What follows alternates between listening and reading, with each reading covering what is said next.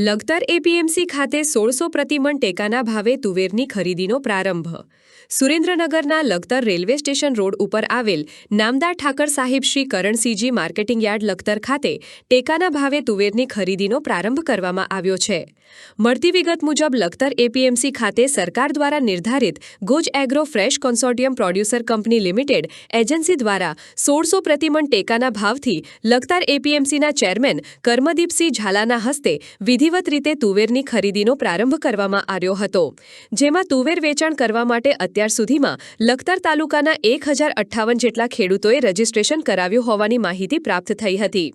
Lakhtar APMC ખાતે તુવેર ખરીદીના પ્રસંગે લખતર એપીએમસી વાઇસ ચેરમેન કમલેશભાઈ હાડી, લખતર તાલુકા ભાજપ પ્રમુખ રવિરાજ વાઢેર, લખતર તાલુકા પંચાયત પ્રમુખ વાસુદેવભાઈ પટેલ સહિત એપીએમસીના ડાયરેક્ટરો સહિતના આગેવાનો, હોદ્દેદારો સહિત ખેડૂતો હાજર રહ્યા હતા।